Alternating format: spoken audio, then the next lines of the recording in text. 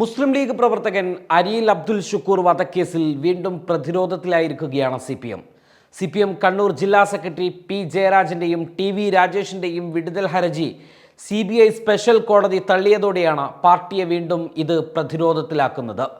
ഒരിടവേളയ്ക്ക് ശേഷം പാർട്ടിയെ ചുറ്റിപ്പറ്റി വീണ്ടും കൊലപാതക രാഷ്ട്രീയത്തിന്റെ അലയൊലികൾ ഉയരുകയാണ്. ഉന്നത നേതാക്കൾ വിചാരണ നേരിടേണ്ടി വരുന്നതോടെ വീണ്ടും അക്രമ രാഷ്ട്രീയം ചർച്ചയാകുമോ എന്ന ആശങ്കയിലാണ് പാർട്ടി. നിരന്തരമായ ഭരണപരാജയത്തിന്റെ ചർച്ചകൾ ഒരു ഭാഗത്ത് നടക്കുമ്പോൾ പാർട്ടി ഒരിക്കലും നടക്കരുത് എന്ന് ആഗ്രഹിക്കുന്ന ഒന്നാണ് അവരുടെ കൊലപാതക രാഷ്ട്രീയവുമായി ബന്ധപ്പെട്ട രാഷ്ട്രീയ ആക്ഷേപങ്ങൾ.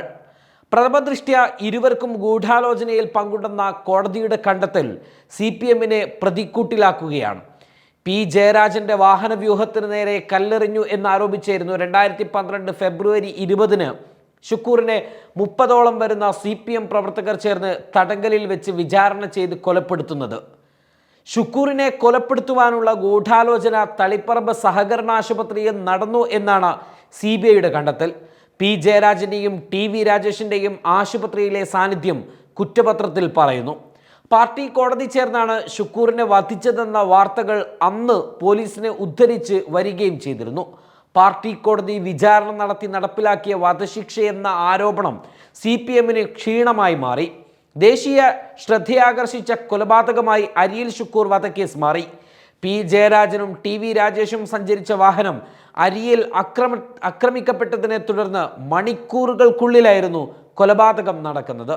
ഷുക്കൂറിനൊപ്പം നാട്ടുകാരനായ സക്കരിയക്കും വെട്ടേറ്റു. ഇരുവർക്കുമൊപ്പം ഉണ്ടായിരുന്ന 3 പേർക്ക് ക്രൂരമായി മർദ്ദനമേറ്റു.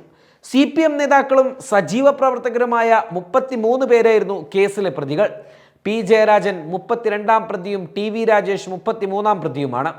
ഗൂഢാലോചനക്കാണ് ഇരുവർക്കുമെതിരെ ആദ്യം കേസെടുത്തതെങ്കിലും പിന്നീട് അത് പ്രേരണാകുറ്റമാക്കി മാറ്റി.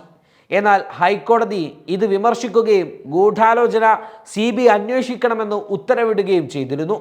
ജയരാജനെയും ടി രാജേഷിനെയും ആക്രമിച്ച സംഘത്തിൽ ഷുക്കൂർ ഇല്ലായിരുന്നു എന്ന് പോലീസ് അന്വേഷണത്തിൽ പിന്നീട് വ്യക്തമായി. സംഭവ ദിവസം ക്രിക്കറ്റ് കളിക്കിടെ പരിക്കേറ്റ ഒരാളുമായി ചെറുകുന്നിലെ ആശുപത്രിയിലേക്ക് പോവുകയായിരുന്നു ഷുക്കൂർ അടങ്ങുന്ന സംഘം. കടത്തുകടന്ന് ഇവർ പോകുന്നത് കണ്ട CPM പ്രവർത്തകർ ബന്ധപ്പെട്ടവർക്ക് വിവരം നൽകുന്നു. ഇത് മൊബൈൽ ഫോണുകളിലൂടെ പല ഭാഗങ്ങളിലേക്കും പ്രചരിച്ചു. തുടർന്ന് പ്രവർത്തകർ ഒത്തുകൂടി ഇവരെ പിന്തുടരുന്നു. അക്രമികളെ കണ്ട് പരിചയക്കാരൻ്റെ വീട്ടിൽ 5-അംഗ സംഘം അഭയം തേടുന്നുണ്ട്. അക്രമികൾ വീട് വളഞ്ഞു. ഷുക്കൂറിനെയും മറ്റും ചോദ്യം ചെയ്തു. ഷുക്കൂറും സക്കരിയയും അക്രമി സംഘത്തിൽ ഉണ്ടായിരുന്നെന്ന് സ്ഥിരീകരണം ലഭിച്ചതോടെ തടഞ്ഞുവെച്ച മറ്റുള്ളവരെ വിട്ടയച്ചു. ആക്രമിക്കില്ലെന്ന് വീട്ടുകാരന് ഉറപ്പ് നൽകിയ ശേഷം ഇരുവരെയും പുറത്തേക്ക് കൊണ്ടുപോയി. കോളിളക്കം സൃഷ്ടിച്ച കേസിന്റെ വിചാരണ കൂടാതെ വിടുതൽ നൽകണമെന്ന് ആവശ്യപ്പെട്ട് 2023 ജനുവരിയിലായിരുന്നു പി ജയരാജനും ടി രാജേഷും സംയുക്തമായി വിടുതൽ ഹർജി നൽകിയത്. കൊലപാതകം, ക്രിമിനൽ ഗൂഢാലോചന തുടങ്ങിയ വകുപ്പുകളാണ് ഇരുവർക്കുമെതിരെ CBI കുറ്റപത്രത്തിലുള്ളത്. നേരത്തെ ക്രൈംബ്രാഞ്ച് അന്വേഷിച്ച കേസിൽ ക്രിമിനൽ ഗൂഢാലോചന കുറ്റം ഒഴിവാക്കിയായിരുന്നു കുറ്റപത്രം സമർപ്പിച്ചത്. പിന്നീട് ഷുക്കൂറിന്റെ മാതാവ് ആത്തിക്ക സമർപ്പിച്ച ഹർജിയിൽ ഹൈക്കോടതി കേസ് അന്വേഷണം CBIക്ക് വിടുകയും തുടരന്വേഷണത്തിന് ഉത്തരവാവുകയും ചെയ്തു. അതിനെ തുടർന്നാണ് ക്രിമിനൽ ഗൂഢാലോചന കുറ്റവും കൂടി ഉൾപ്പെടുത്തി CBI പി ജയരാജനും ടി രാജേഷിനുമെതിരെ കുറ്റപത്രം സമർപ്പിച്ചത്.